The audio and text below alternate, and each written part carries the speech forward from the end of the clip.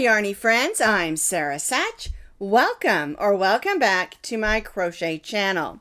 Now today's video we're going to be crocheting this beautiful wrap shawl. It is a long rectangle and you can see these open waves. And so we're calling this the Cozy Waves Wrap Shawl. Isn't it beautiful how it moves from color to color? And they're more muted colors. Isn't it beautiful? We'll talk more about the yarn in just a minute, but it is an easy pattern. It's a basic 4-row repeat. Once we put the foundation on, we do a row of open stitches, then a row of single crochet, and then another row of open stitches sort of opposite, and then another row of single crochet. And then once you learn those 4 rows, we just repeat it for the length of the shawl. It's very, very simple once you get started. Now this shawl that I have made measures about 24 inches across, and it's about 54 inches long, so it's really nice and long. I do have on my blog the written pattern, as usual, with lots of pictures, and then I also have your measurements for your chains and rows, as well as the multiples if you want to make it wider or longer. And of course longer, you're just going to do more repeats. It's a really fun pattern to make, and it's perfect for just about any time of year when you want just a little extra something to dress up an outfit and keep you just a little bit warm.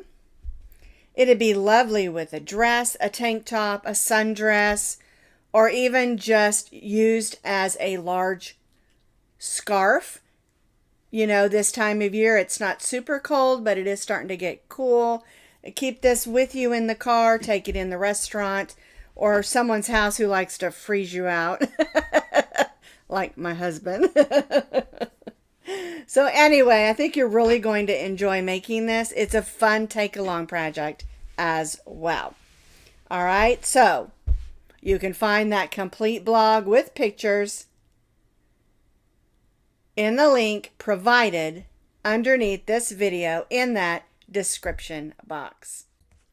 All right, so let's talk about the yarn that I used.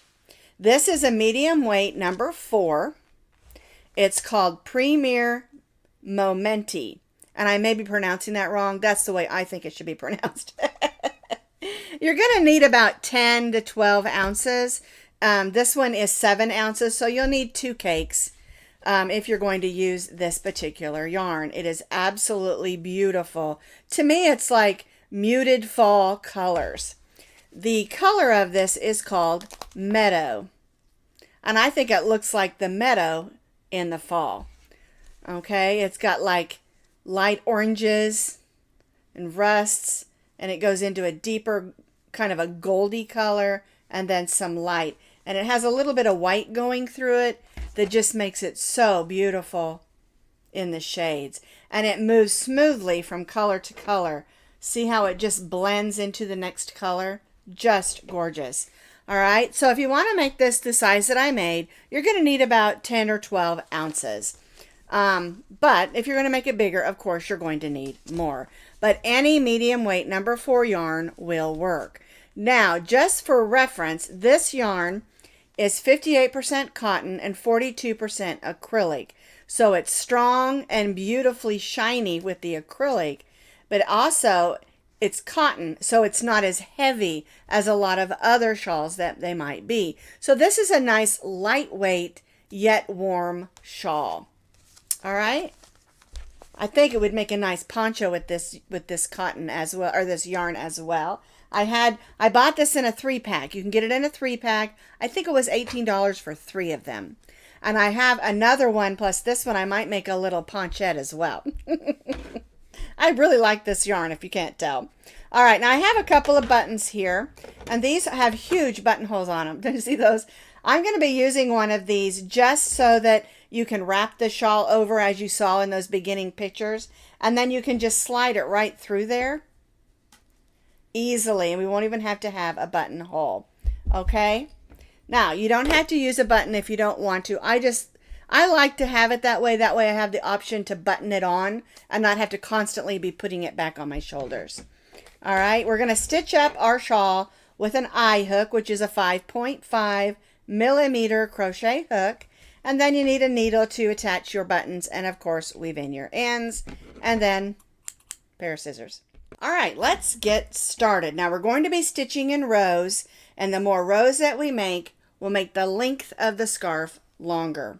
All right, so we're going to start with our slip knot, and we're going to loosely chain 75 chains. All right, and it's really important that you don't pucker up this initial chain because you don't want the end of your shawl to be puckery. You want it to be nice and loose, okay? Because this whole shawl is kind of an open shawl, and we want it to have a lacy look anyway. All right, so we're going to loosely chain 75 chains. I do want to give you a quick little hint. We're chaining 75 chains, and that can get tedious in counting. And so what I like to do is grab some stitch markers and mark them every 20 chains. You could do every 10 chains if you wanted to. This will help you keep track of your chains easy, and you won't have to keep recounting all the way from the beginning of your chain. I have chained 75 chains a little bit loose. See, I have 20, 40, 60, and then 15 more make 75 chains. I'm going to go ahead and pull my stitch markers out because I was just using those again to keep track of how many chains that I stitched. All right, so we need 75 chains. We're going to begin by placing a double crochet in the 4th chain from the hook. We never count the loop that's on our hook either. So 1, 2, 3, 4. And we'll stitch a double crochet. And this chain 3 that we skipped here, that counts as our first stitch. So then we stitched another one, and now we're going to stitch 1 double crochet in each of the chains, working all the way across. And this will give us our foundation to stitch our shawl on. And when we're all done with all the rows that we're going to stitch, we'll end with a double crochet row as well, and then it will match up. So 1 double crochet in each of the chains, working all the way across our chain. We started in the 4th chain from the hook and stitched a double crochet, and this chain 3 counts as our first, so we have 73 double crochets for row 1. And then we're going to just chain 1 and turn our work. Now we're going to begin those waves, okay? So we chained 1 and turned our work. Our single crochet does not count as a stitch. So we're going to stitch a single crochet in this first double crochet, and then we're going to stitch 1 in the next. Now we're going to chain 1, skip the next double crochet, and single crochet in the next, chain 1, skip the next, and single crochet in the next. So we have 2 single crochets, chain 1, single crochet, chain 1, single crochet. Now we're going to chain 1, we'll skip the next, and we're going to double crochet in the next. Chain 1, skip 1, and double crochet in the next. All right. Chain 1, skip 1, double crochet, chain 1, skip 1, double crochet. Now we're going to chain 1, skip 1, and we're going to triple or treble stitch in the next. Sometimes it's called triple, sometimes it's called treble. They're both correct. Chain 1 and triple in the next. All right, so let's look at that again and see how it's moving up. So we have single, chain 1, skip 1, single, double, chain 1, skip 1, double, repeat. Then we have chain 1, skip 1, triple, chain one, skip one, triple. So we have 2 singles, 2 triples, and 2 doubles with our chain ones in between, not counting those first 2 single crochets. So now we're going to chain 1, skip 1, and double crochet in the next. Chain 1, skip 1, double crochet in the next. Chain 1, skip 1, single crochet in the next. Chain 1, skip 1, single crochet in the next. All right, and so now you can really see that open wave. And so we'll continue to repeat this across.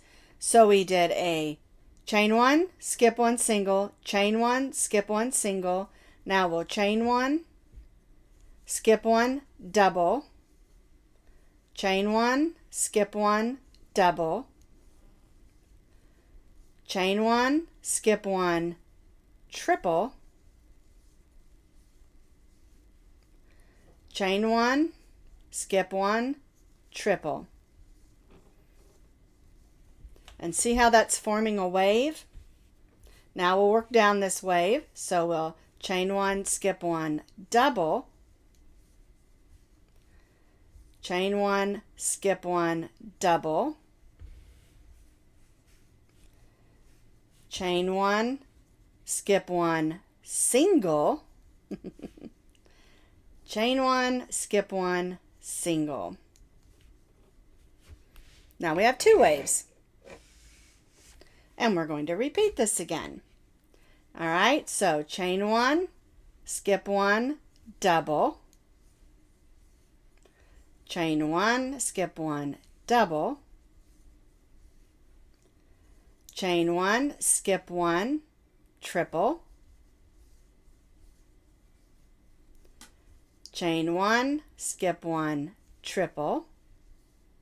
Whoops, got to have 2 wraps on there for a triple. There we go. Chain 1, skip 1, double, chain 1, skip 1, double, chain 1, skip 1, single, chain 1, skip 1, single. I tried to do a double again. Just want to wrap that yarn around there, don't I? All right, so now we have 3, and we'll do 1 more. So we've done, let's see, 2 singles, chain 1, skip 1, double,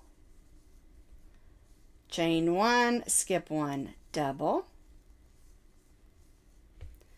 chain 1, skip 1, triple, chain 1, skip 1, triple, chain 1, skip 1, double, chain 1, skip 1, double, chain 1, skip 1, oops, I forgot to chain 1. No, I did. I did. Single, chain 1, skip 1. Get in there. Okay. Single. That leaves 3 stitches on the end. So we're going to chain 1, skip 1, and then we're going to single crochet in the last 2 stitches. All right, and now we're going to chain 1. So we have our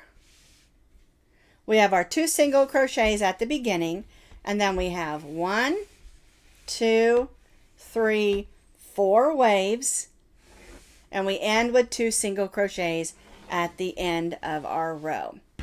I'll fold it over so you can kind of see it better. So we have 4 of our waves, and then we have 2 single crochets at the beginning and end of row 2. Now we're ready for row 3. We chained 1, we're going to turn our work, and we're basically going to stitch a single crochet in every stitch and every chain 1 space. Okay, so single crochet in the first 2 single crochets, single crochet in the chain 1 space, single crochet in the single crochet, single crochet in the chain 1 space. Then we'll single crochet in the single crochet, single crochet in the chain 1 space, single crochet in the double crochet, single crochet in the chain 1 space. Then we'll single crochet in the triple. Oh wait, that's a double crochet. Yep. And then single crochet in the chain 1 space. And we'll keep doing this all the way across, stitching a single crochet in every stitch and every chain 1 space across. This helps it hold its shape, but it also really helps those spaces in between really open up, especially in the area where we have the single crochet stitches. So we're single crocheting in every stitch and every chain 1 space. All right, let me show you how that looks real quick. And see how that just makes it pop out? All right, so we'll just repeat this all the way across. Again, single crochet in every stitch and every chain 1 space. I have completed row 3, which again was just 1 single crochet in each stitch and chain 1 space. And you can really see how it makes those open spaces really pop out. All right, so at the end here, we're going to chain 4. 1, 2, 3, 4, and turn our work. This chain 4 counts as our first triple stitch. And we're going to stitch a triple in the next stitch because we're not going to stitch in the first one because again, our chain 4 counts as our first. So we'll stitch a triple in the next stitch. And chain 1. And now we're going to stitch a triple. We'll skip the next and triple in the next. Chain 1 and skip and triple. All right, so like we did with the single crochets on row 2, where we did 2 singles together, not together, but next to each other, chain 1 single, chain 1 single, we did that with the triples. So we have our chain 4 in our triple, chain 1, skip 1, triple, chain 1, skip 1, triple. Okay, so now we'll stitch a chain 1 and we'll stitch a double crochet above where those double crochets were on row 2, although we're stitching on row 4. Okay, so chain 1, skip 1, double crochet. And I'm pointing that out because it helps you make sure that you line your stitches up. Chain 1, skip 1, we're going to stitch a single, chain 1, skip 1, and we'll stitch a single. So when you're working this row, you're going to find that your triples will be above your singles, your doubles will be above the doubles, and your singles will be above the triples. That's how it should be laid out, and that will help you keep track of your stitches. All right, so we did our 2 singles, chain 1, skip 1, double crochet, chain 1, skip 1, double crochet, chain 1, skip 1, triple stitch, chain 1, skip 1, triple stitch. And see how that lays out where everything is lined up? All right, let's keep going. Chain 1, skip 1, double crochet, chain 1, skip 1, double crochet, chain 1, skip 1, single crochet, chain 1, skip 1, single crochet, chain 1.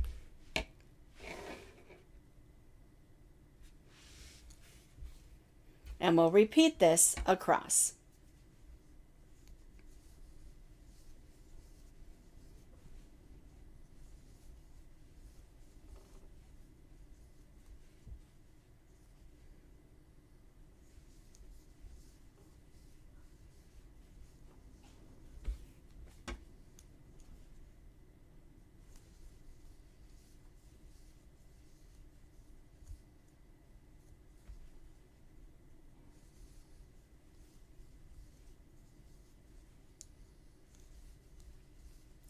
And I know this might seem a little bit complicated, but once you get the pattern figured out, it's super easy.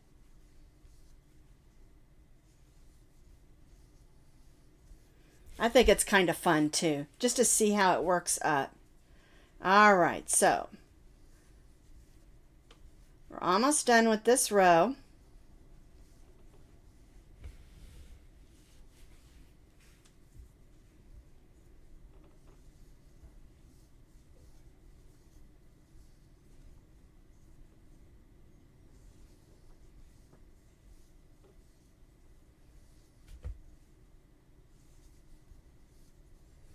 Double crochet, chain one,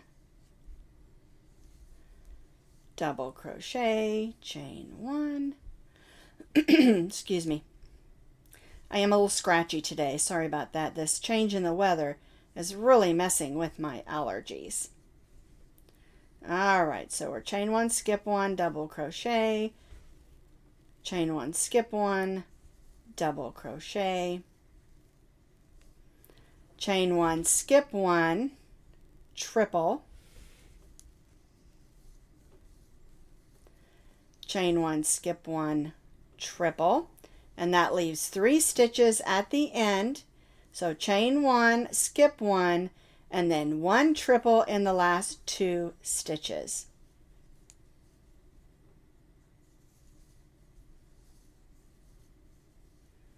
And chain one. All right, so let's take a look.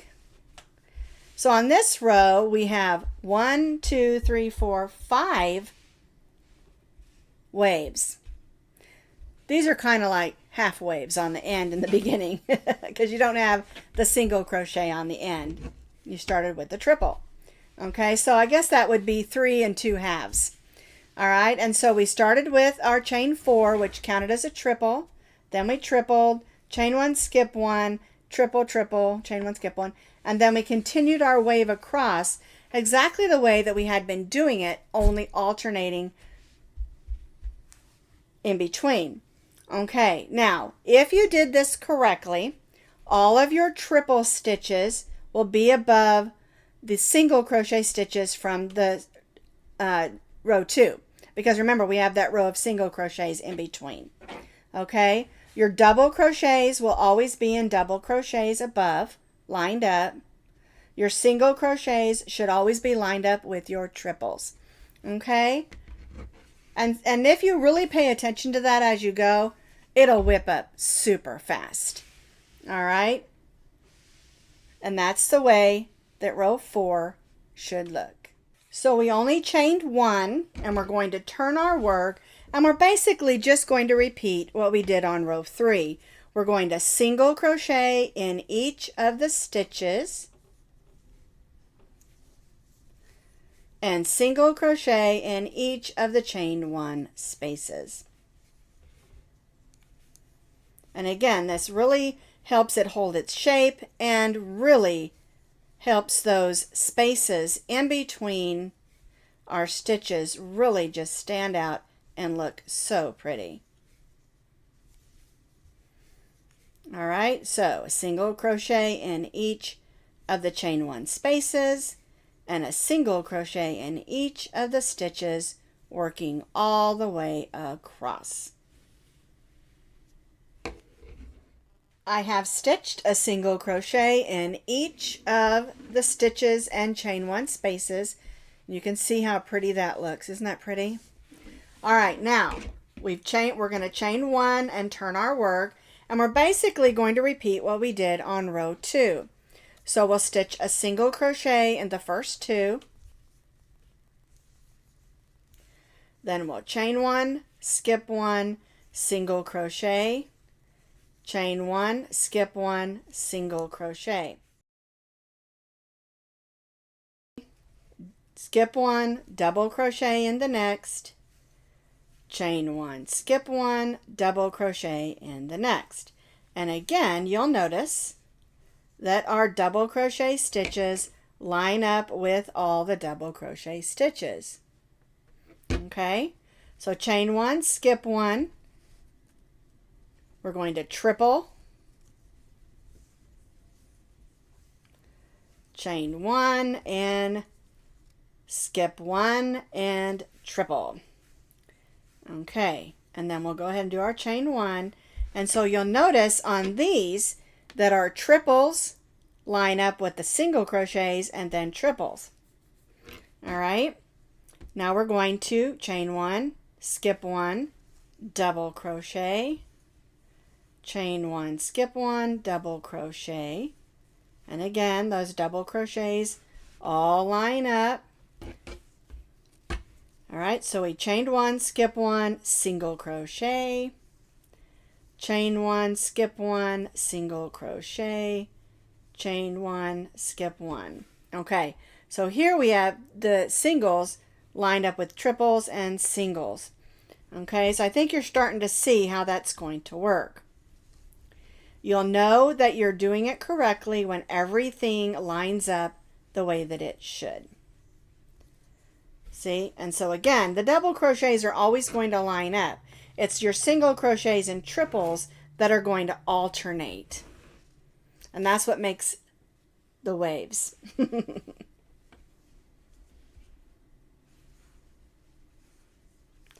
And again, you'll just repeat this across.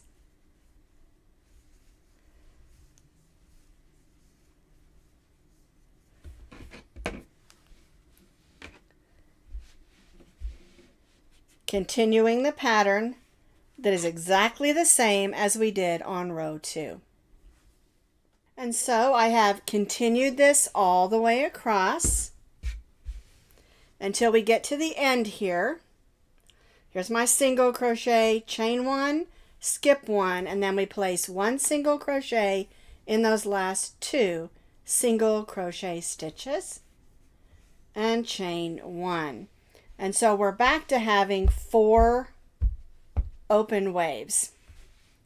All right.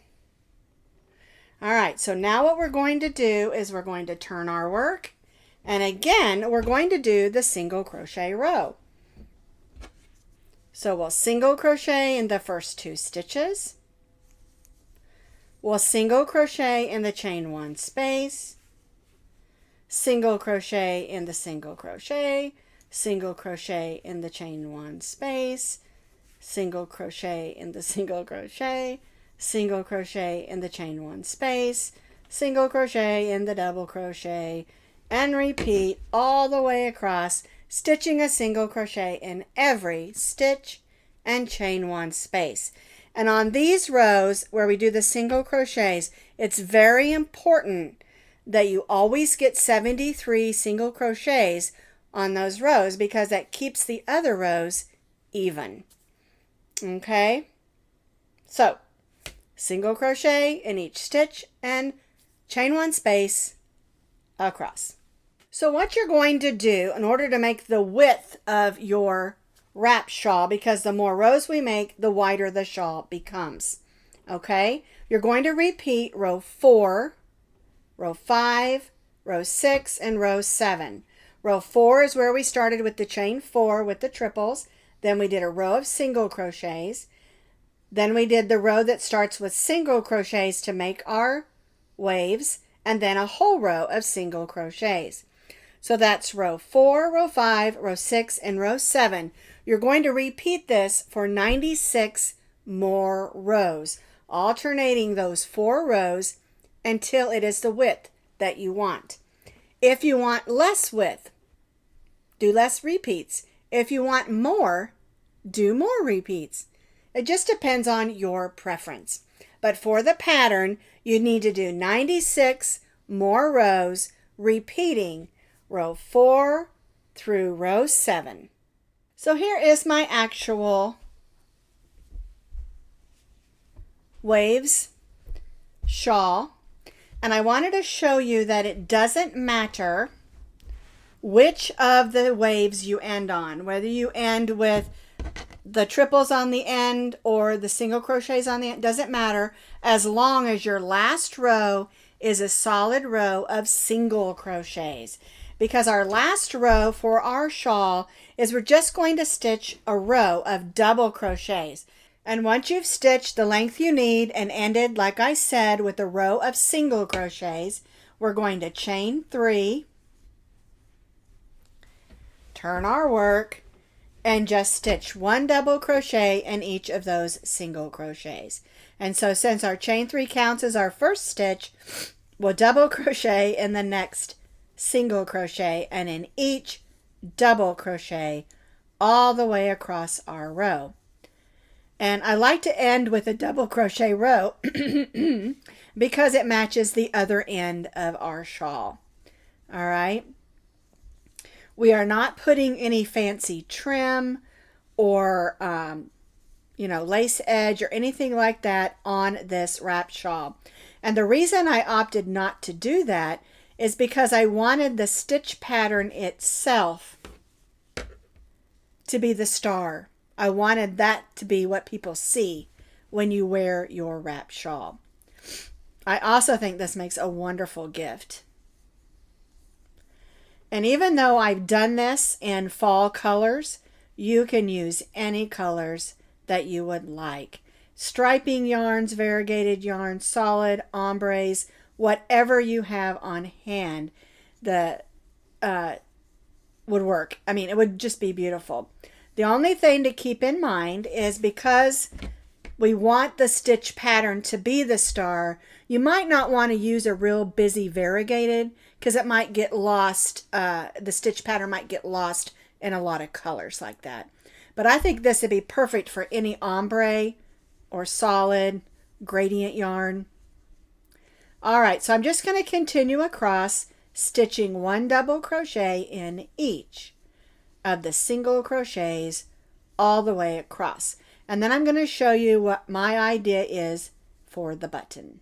So you can see that I have stitched that row of double crochet all the way across. We're at the end. There we go. We're going to tie off and weave in. And now the shawl is done. And we're not, like I said, we're not adding any fancy trim or anything to it.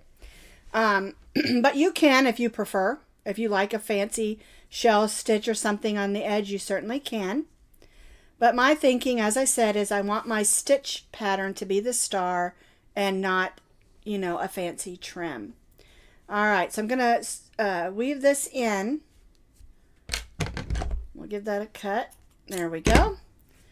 And I do need to weave the other end in. I haven't done that one yet.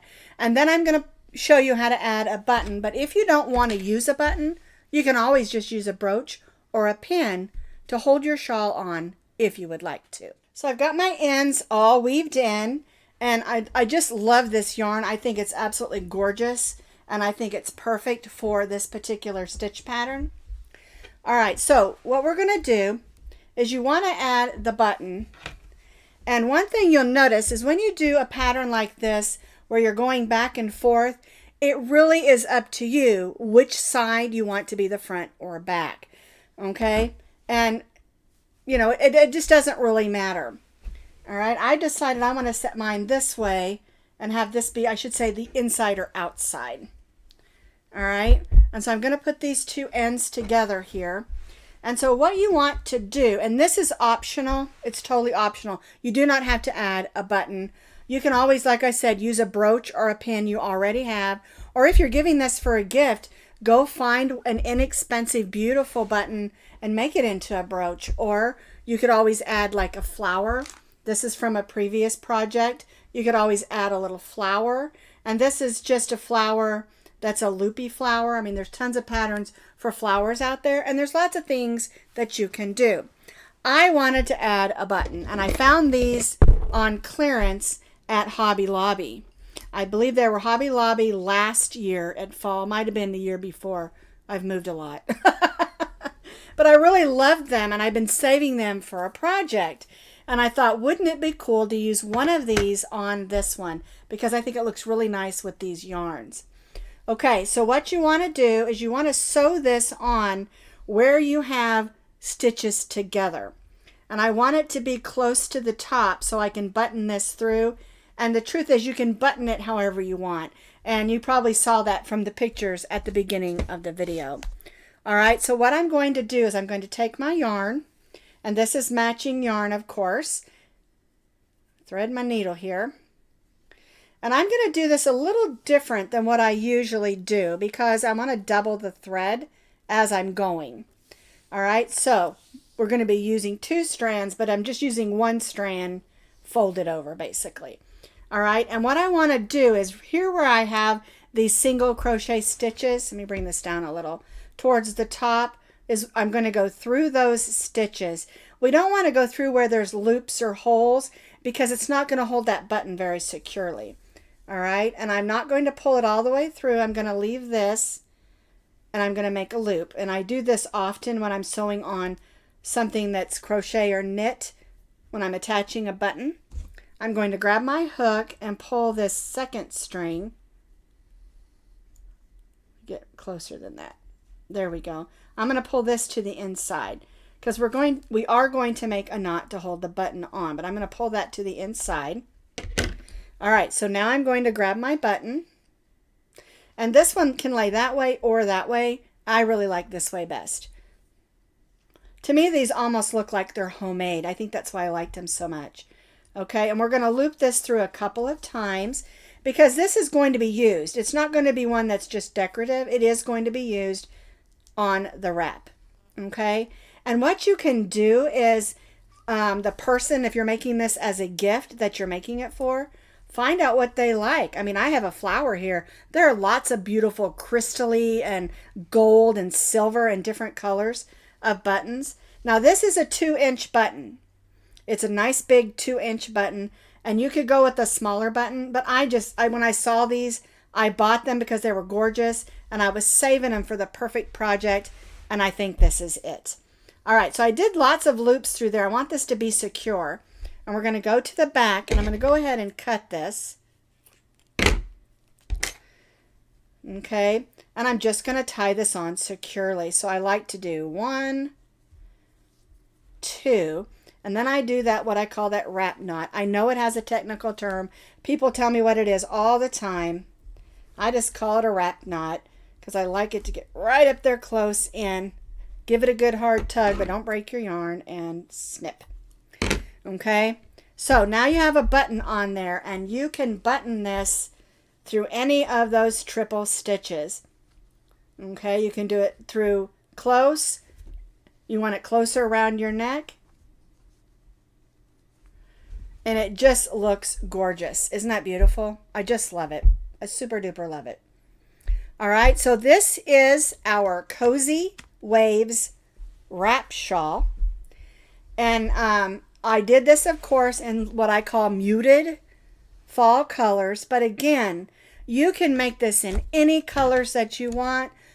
Do it with a button, without it. I just think it just adds so much extra pizzazz to add that wooden button. And of course, this is not actually wood. This is plastic made to look like wood. And I kind of like that. But you can use wooden buttons because I love wooden buttons. Anyway, I hope you have a good time making this and playing around with the button usage and shaping and all of that stuff. And remember, it's totally versatile. You can make it as long as you want. You can make it as wide as you want. And whatever colors that you love.